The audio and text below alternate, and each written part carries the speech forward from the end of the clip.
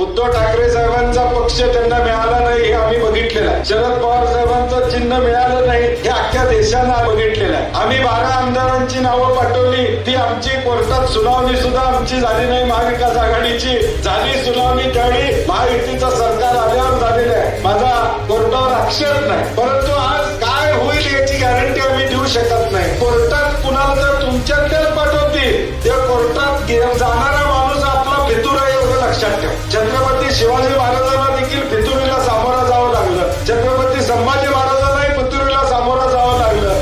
तसं या शक्तीपीठात कोण फितूर निघू नये ही काळजी आपण या ठिकाणी घेतो.